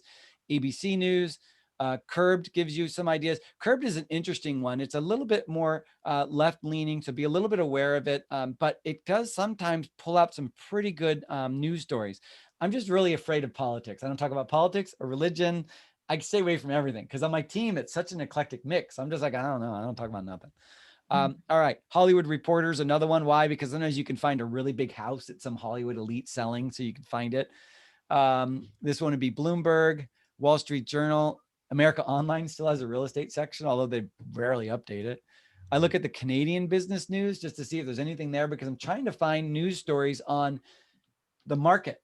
Because if the consumers are reading a story in the paper, it's not the paper anymore, but online, they're going to ask you, so, Patty, what do you think about U.S. taxi services see business boost if they help Canadians? I'm just talking about whatever this stupid article is right here. So Patty's gonna be like, well, yeah, in fact, I did read that this morning and this and this and that. She'll have an answer. And that's the idea, because sometimes they're challenging us to see if we know more than them, because most people who come on and talk to you will feel like they know more than you. So you need to provide value. So as this takes 20 minutes every morning, yep, 20 minutes to look through it. And then when I find the articles that I want to read, then I right click on them, open them up, and then I read them later. I like to read the pollsters. I only do 2 pollsters, which is Gallup. Sometimes gives you information, but the problem is now they're pay to play with a lot of these darn websites. Rasmussen has a pretty good polling as well. This is likely voters, which is kind of interesting because I want to see where the consensus of people are. But again, I don't talk about politics. I just want to know what my clients are thinking. RAS Media is another one that's kind of interesting. Forbes that's out there. Inman News is my favorite, but it's behind a paywall. So you have to pay to be a part of Inman News. The Mercury News or your local rag. And Barron's, CNN Business, Fox News Business, or Fox Business, not necessarily Fox News, but just Fox Business, because you can find some pretty good detailed information that's going on here. Like one of the news stories we read a couple of days ago, which said foreclosures are going to be banned till 2022. So kind of interesting. So your clients are reading that, you want to know. When the last time the foreclosure crisis hit us, it was subtle. The news stories were subtly talked about a shift in the market, and it was very subtle, but it started coming. But I'm not seeing anything and hearing anything. Only thing I hear is pending sales are down. But if you really read the story, it's because there's no homes to sell. So it's not that pendings are down, it's that there's nothing to sell. Since there's nothing to sell, pendings can't be any harder because there's nothing to sell. So anyways, so make sure that you understand your market. And that's one way to understand the market. Use communication techniques to build rapport.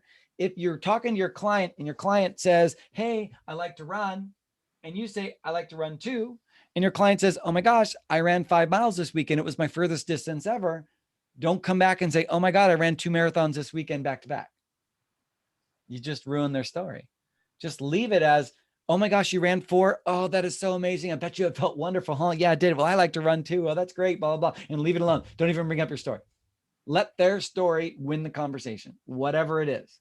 Keep them talking. Communication techniques to build rapport. Ask questions to dig deeper. Oh my gosh, well, what got you into running? You can learn about that. And the way you find out is if you're looking around their house, you find some crap to talk about, right? But if it's a Zoom, I don't know, maybe stalk them on Facebook or Twitter or Instagram, find something that they liked, that they posted that they liked, or they liked about it a long time ago. I don't know. Because sometimes back in the old days, you go, oh my gosh, I love that movie. I love that movie. I love that song. And now you don't do that anymore, do you? But they still show up on your profile. So if you find them on Facebook and look down on their profile, you might find somewhere they checked in for food. They might have somewhere they checked in on vacation, and subtly bring that up in your conversation. So the number 4, it says, be a consultant. Don't be an agent. Now, consultant comes from, I want to help you achieve what it is that you're trying to achieve in life. But the opposite is, I am here to make money. You see that thought? A consultant is, I'm helping you to find the best way to achieve what it is that you want to help you get the best possible price in the terms and conditions, is consulting, versus an agent is, I'm here to sell your house. My business coach is a consultant. He's consulting me on my business. I share with him everything, financials, P&L every month, everything. So he can look at it and be like, what are you doing, dude? I need to help you get to that next level. And build an appointment toolkit. And an appointment toolkit means, we're not going to go into great detail of what the appointment toolkit is, but an appointment toolkit means I have stuff in my back of my car for any situation. I have booties. I have gloves. I have extra masks. So in my car right now, I've got maybe 200 booties. I've got a box of 50 masks, disposable masks. I've got rubber gloves at any particular time. I've got pens. I've got two full toolboxes, but I'm also a contractor. I have toolboxes to fix anything that I need to fix. I've got what else do I have in my back of my car? I've got lock boxes. I've got flashlights, because I walk into listing appointments with a flashlight, so I look like I'm really smart. I got everything that I need, from notebooks to anything that would possibly be needed, so that if I forget everything, I've got anything I need at that particular moment in time. Back in the old days, we used to actually bring the contracts with us, and we'd say, well, I'm going to write your contract on the hood of the car. Well, people say that they did that, but they actually did, but it wasn't as often as you think. Because they say, oh, I'm going to write my contract on the hood of the car. What? They're just old, and they want to tell you that they're amazing. But anyways, okay. So that's going to be one of the biggest things. Now, 10 steps to master this is confirm the appointment. So if you're going to go on a listing presentation and it's going to be Thursday at 4, you need to call and confirm that appointment. Don't just guess. I have gone on listing appointments that I didn't confirm and knock on the door and they didn't answer. They didn't answer. And when they didn't answer the door, I'm thinking, oh, why aren't they answering the door? I don't get this. So then, long story short, they ended up flaking on me and ending up listing with someone else. I bet you someone else listed it. So I need to be sure. You need to be sure. Sorry, I'm hearing my son's in distance learning, and I hear the going on out there. Okay, so you need to be sure that you confirm the appointment so that it happens. Okay, number 2 is adopt a yes mindset. Go into it thinking they're going to list with me. They're going to list with me. I'm going to do everything I can to have them list with me, because I'm the agent. I'm here. I'm not here just to satisfy a check mark on my transaction. I'm here to do the business. So you enter the house and you tour. So a lot of times people say, okay, I'm going to enter and I'm going to tour. I'm going to go really quick right here because I'm going to slow it down and go on a separate. So in the Keller Williams ideas, try to be yes, enter and tour the house, begin the conversation, and uncover and prioritize the leads, or prioritize their needs. Check for a commitment, handle objections, set up expectations, negotiate, and resolve and close. Okay. Did anyone get that? Okay. So when you come into the house, the first thing you're going to do is you're going to try to look as professional as possible. You're going to look good. You're going to smell good. You're going to groom good, whatever it is. This is your one chance. They've seen you in person. They've seen you online. Now you get to see you in person. Because the Zoom call, okay, fine. But you got to. That means just look at what you're wearing. If you need to wash your car, go wash your car.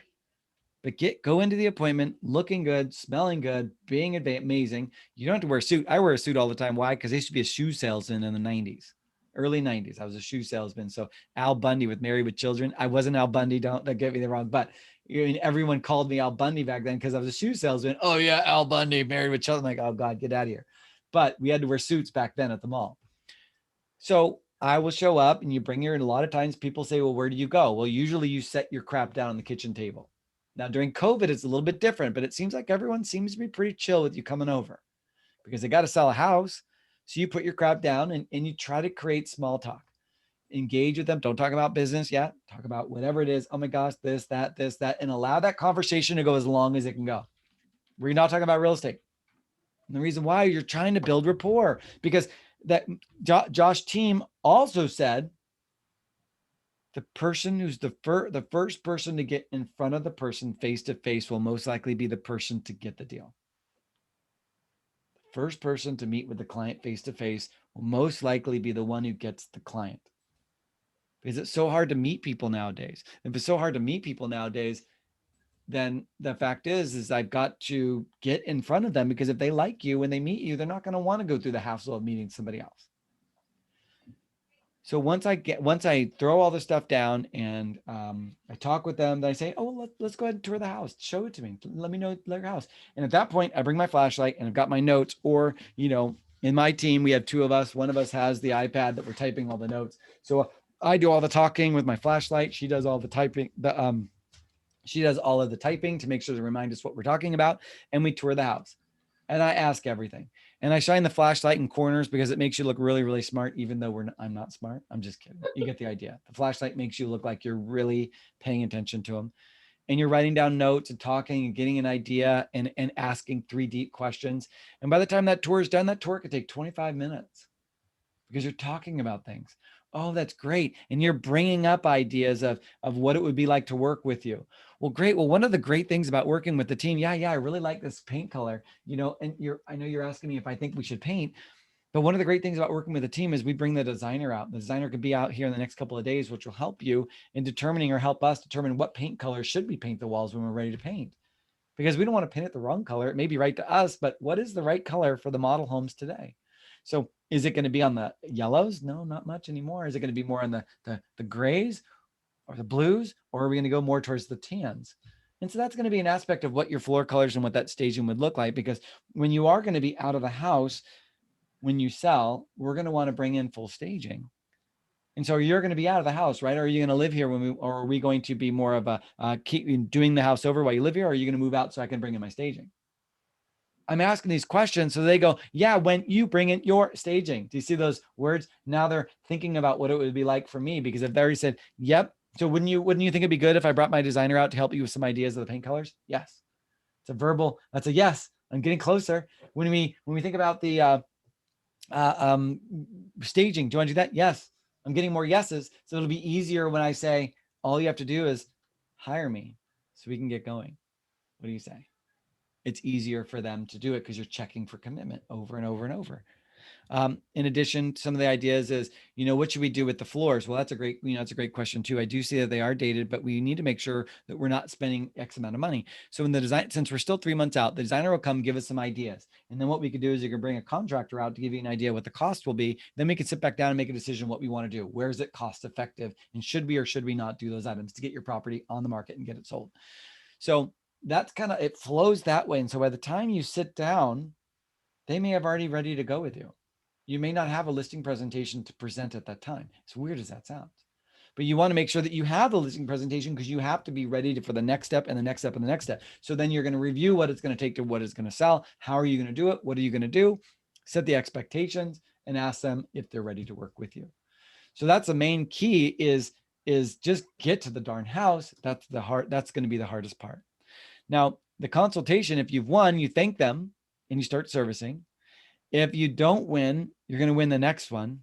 And sometimes people will say, I just need to think about it. So a lot of times people will be willing to sign with you on the spot. Okay. And you just need to ask. The hardest thing is to ask, because too often what we do is go, okay, well, when you're ready to go, will you give me a call? You've given the seller an out. If you say, hey, if you like what I said, will you call me and let me know and I'll come back out and we can sign? No, don't even rely upon DocuSign. As weird as that sounds, have a paper contract ready to go and shove it in their face. Right? You could do DocuSign for the TDS, SBQ, the all the other crap. Just get the contract and agency and exclude from MLS. Those are the only 3 that you need, right? Exclude from MLS, listing contract, agencies attached to it. But that's all. Okay. And the reason why you need these items is I just want to get the listing signed and get the heck out of there, because the rest can be done electronically, because I don't want to go 5 hours at the house filling out disclosures on appointment number 1. Just get the listing signed, get out of there, and then get on to the next thing. Unless you do it at the same time, but I don't. All right. So you go on your consultation. If you win, great, you move forward. If you don't win, that's okay. You're going to win the next one because your brain actually learns a lot through failure. It's called failing forward. You go to a listing appointment, you screw it up, you're going to know how to do better the next time. You go to a listing appointment and you win, you have no idea what you did to win. So you don't know where you need to be better, right? You just won. So the idea is losing is good because losing makes you a stronger agent the next time that you are in it. If that makes sense. So if indeed there are going to be several times that the client will not be ready to go, and those are usually the S clients, the stable and steady clients that need the hug, that things just move a little too quick. I need to think about it. It needs to feel right. They may need to wait overnight. It's not that they don't like you. It's just they just need to just let me think about it overnight. And if you did a good job, they're going to come back and help you. They're not interviewing somebody else. They just need that time. So we need to, so going forward to the last one, which is the listing consultation, and we get it, which then goes into servicing and marketing, which isn't going to be the typical aspect of what we're going to talk about today. So what I wanted to do was reverse course and go back forward to the beginning of here and just recap what we talked about today, and then open it up for questions and concerns from the group about anything so that we can allow this to be the interactive part. But we've stopped on the actual classroom instruction, and now we're going to like a fireside chat. So number one, we talked about leads. How many people do we have to talk to a day? 10. How many appointments should we make per week? 2. All right. Then that lands us our listing presentations. We need to have our listing presentation ready to go already and know how to answer the question. What do you do and how's the market? And able us to have our listing presentation ready to go for our appointment. So what are some challenges that you guys are feeling or questions that you guys have that we can elaborate a little bit more? From a living, working, breathing team. Hi, this is Diana. Hi again. I'm sorry. Just a question. Since I am new, I wouldn't have like a design team and all that. So what would I do? Okay. That's a great question. So one of the great things about this business is there are so many agents in your offices that are amazing at what they do, right? And I'll bet you there's someone in your office that's really good at staging or examples of ideas of what to do with the house. Most likely, right? Would I assume so? So there's 2 avenues you can do. Number one is any stager or staging company usually can help you with that. If you say, I'm going to stage this house and I need you to come do a pre-staging walkthrough so that you know what it is and give me some ideas on paint colors and designs, would you do that? And in return, I'll hire you for the staging. They'll most likely come out. And your designer is your stager. So my design team is my stager. So my stager is the one who does it. Now, if you aren't going to stage it at all, then I'll bet you someone in your office, if you said, hey, I'll buy you lunch, come with me on this appointment, not the listing appointment, but the designing appointment, come and walk through and give us ideas. And you get 30 minutes of your time and I'll take you for lunch afterwards. I'll bet you an agent will do that for you. No problem. So that'd be the 2 things that I would suggest you do. How does that sound, Diana? That sounds great. Thank you so much. Yeah, cool. All right. What other questions you guys have? Chris, this is Irma. I have something that's throwing at me quite a bit. And I don't want to go ahead and put my house on the market right now because of COVID. Okay. So that is an emotional draw, which is keeping me from doing what I need to do, right? It's this.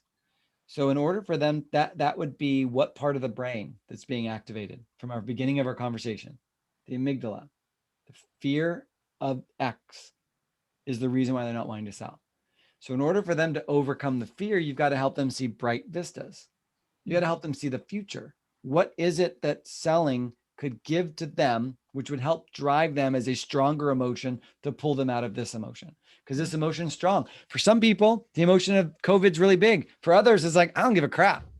I ain't washed my hand. I ain't wearing a mask. Y'all can suck it. I don't know, right? Some people are that way. So you've got to, in that situation, it's not saying diminish their thought of what this is, but you need to help them see their bright open vistas, where they're trying to go, and then show them what preparations are you doing to the house to be sure that they'll feel comfortable in selling.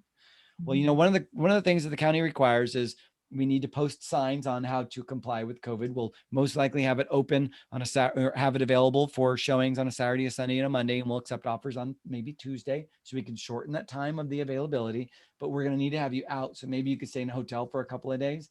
We use wipes, we use hand washing station, we use booties, we use etc. So, and then at the end, if you're fully, if you really want to feel comfortable, I'm more than happy to bring the cleaning crew back in on Tuesday to clean the house on offer date after everybody's gone through the house. How does that sound? You Awesome. get what I'm saying? So you have to say, well, if you do sell your house, where would you go? And they say, well, I'd probably go to Idaho. I'd go to Florida, whatever they're going to go. Well, tell me what would it look like for life if you lived in Florida right now? Well, I'd have this and this and that. Well, one of the best times to sell is when you're in a seller's market. That means the seller has priority over buyers, and the sellers can kind of dictate their contingencies and conditions. So the worst time to buy is when it's in a buyer's market. If the market shifted to a buyer's market and you couldn't sell and COVID's not here anymore, it would be hard to sell. Mhm. So do you feel that maybe getting you uncomfortable for a week or two may be enough to help you get to where you need to go in Florida in a couple of months or something like that? So just helping them see the bright horizons and the big fields and open spaces may help them overcome that challenge of being scared. If that helps, I hope that. Thank you. All right, couple more. You guys got me. What do you guys got? Nothing? Okay, I have another one for you. Yeah. Okay, so what if you have the client saying, you know what, why would I pick you over another person? Okay. What are you, how are you different from anybody else? That's a great question that you're asking me. You said, why would you pick me over someone else? Well, what is it about them that makes you interested in going with them? I mean, I'm just curious. So what I just did is I turned it around because I need to know the basis of their argument so I know how to answer it. So I may return that. So, well, what is it about them that makes you feel that they might be the right person? And they're going to say, well, they do this, this, this. Oh, that's amazing. I remember when I learned how to do that about 6 or 7 years ago, and it just has become a staple. I just threw that out there, right? 6 or 7 years ago, whatever. It's become a staple of what we do. Now, we don't talk much about that right now because it's just so ingrained in what we do on a daily basis that it's not a selling point because it's something we do on a regular basis. What we've learned since then is this and this and this, which are additional items we've done. After learning one thing we've learned, it's easier to learn something new after you've mastered something. And when we mastered that several years ago, we learned to do X and Y and A and B after we learned how to maximize that. So the question I ask you is, I know that there is a difference between us and them, and you know that those are the things that we do as well. Do you feel that I could sell your house? Do you feel that I have the ability to sell your house? Yes. Well, let's go ahead and sign the contract. Let's get moving. Like, I don't even care what they say.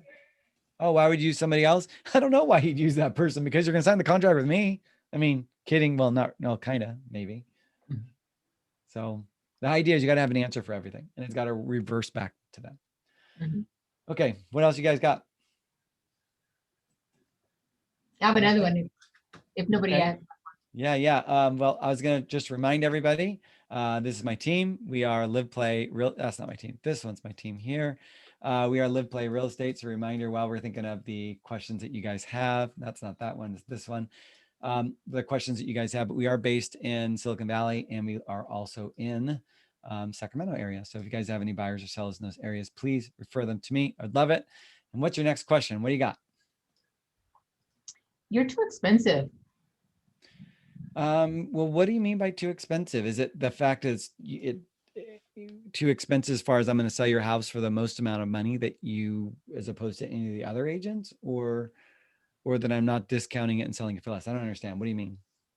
Yeah, you're charging me too much to sell my house. Gotcha. Well, that is the commission that we charge. And is it the amount of money you make in your pocket or the amount of commission you pay? It's just a simple question. What I'm making. What you're making? You ever heard that idea of coming from scarcity or coming from abundance? You know that thought process? Mm-hmm. Well, it's an interesting thought because if I don't have that much business, I can either one, become a better agent, do a better job, and attract more people. Or I could discount my commission and hope that someone's going to choose me. Isn't that interesting, Dot? So I don't want to specialize in discounts, because if I specialize in discounts, what type of buyers do you think are going to come? I have to pause. I can't say a single word till she does. What type of buyers do you think are going to come? Buyers that want me to discount my commission too. Or lowball. Yeah. If I say to you, if I discount my, if I become a, if I discount, you know, if I operate on a discount in order to get business, then I specialize in discounts, and buyers are going to see me as a discount agent.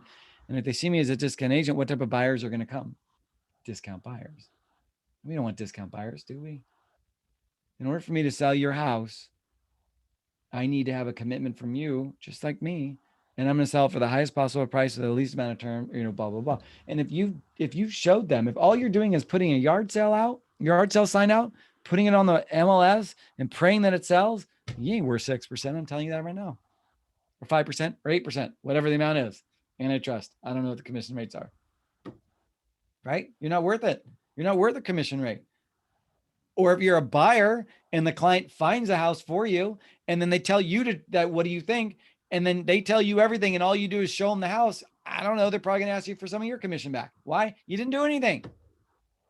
You did nothing. You said, well, they're on my automatic search. Yeah, but did you do anything? No. So when they ask you for commission, how do you argue? Well, you know, I only work for full price. You didn't do anything. But when I sit down and I tell them everything that I'm going to do, I rarely get them to challenge me on commission. Rarely. Whatever the rate is that I chose to offer or ask for is the rate that I get, because I am providing such value. If all I'm doing is going out there and the client can't see that value and they're going to say discount, then Irma, I would say like this. Okay, so what commission is the other person charging, or what amount is it? What amount was that commission? Just use a random number, because it does, or I'm not holding you, just use a random number. This is not a commission rate. What random number would you think that'd be? 5. Okay. So what you're saying right now is, if I offered you 5%, you'd sign the contract right now with me. Maybe.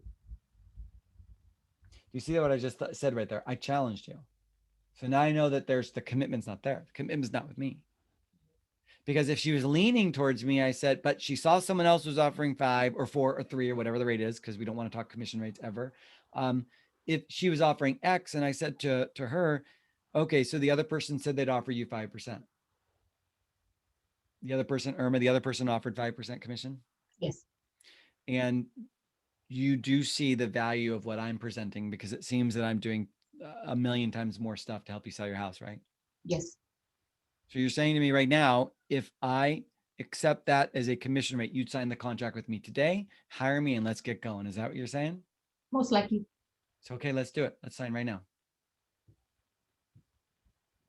Isn't that weird? I mean, I'm just going to, if I don't think I can get her up to any rate, because there's no normal rate, whatever that rate is, I don't know. If I feel I can't get her up, 5% is better than 0%. Right.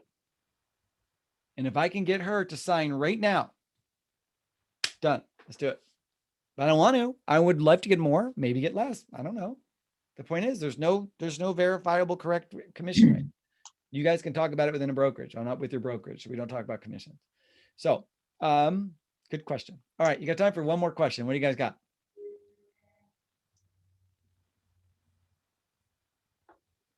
Okay, well, my name is Chris Alston. If you want to find me on Facebook, Chris Alston, or calston@kw.com. And I'm not really on Instagram that much, but you're more than welcome to. Plus, I blog. My blog can be found on iTunes. It's just Chris Alston, or Real Estate with Chris Alston. It can be on iTunes or Android, or wherever you want to find it, or Spotify. Just Real Estate with Chris Alston.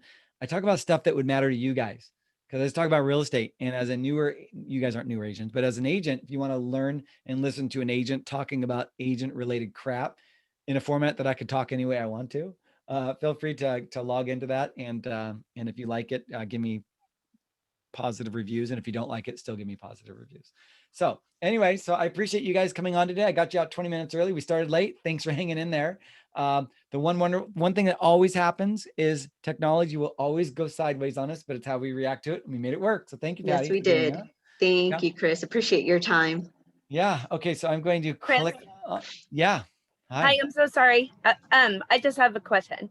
So how do you respond? Because again, I'm new. So the question I had was, okay, so what am I paying for besides commission Gotcha. So you pay for me when and it the comes car I to drove you in closing and all in that? my car. So wait, how much does a seller pay at close of escrow, or what does the commission they pay me include? Um, the close of escrow. Okay, so what do they have to pay when they close escrow? Yeah, I was doing a listing presentation, and I'm hearing that question a lot. Gotcha. Well, that would be a good, in talking to one of your title reps at your office. I'm going to answer this question for you.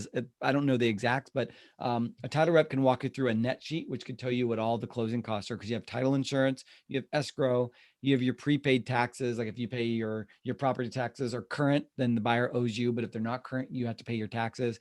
There could be fees for the person who signs your document, fees at the county in order to record the document, a fee to produce how much you owe to the bank. There could be fees for the mobile notary that comes out to your house to sign your document. There could be fees for the appraisal and the loan docs if you're on the list, the buy side. So I think that's a really good question to talk to your title rep, because they could really help analyze what that would look like to make it a little bit better for you on your next presentation. But I'm not an expert at that. That's why I can't necessarily answer. I see you're still muted. So I hope that answers your question. All right. Yes, absolutely. And that's basically what I said. Well, it was my uncle, and I said, that's a loaded question. I was like, there's going to be several fees actually. And it's going to depend on the negotiations too, because you guys are going to, if you have somebody that you accept their offer, you guys are going to be going back and forth. You know, sometimes maybe the seller pays for some, or the buyer pays for something, and the seller decides, oh, I'll pay for it. You know, so that is a loaded question, but the best person for me we could talk to is going to be the title rep. So sure. Or you can say, instead of a loaded, you can say, that's a great question. yeah. Remember, you don't need to know. Yeah. You only need to know what you know and know where to get information that you don't know. It's okay not to know things. People ask me legal questions all day long. I ran a really, really large Keller Williams office for years, and people ask me legal questions. I was a legal person behind the office too, and I didn't know all the answers, but I knew where to go get the answers and come back. You just need to make sure you get the answers in a timely manner. So, okay, well, I'm going to end the recording. So now we are no longer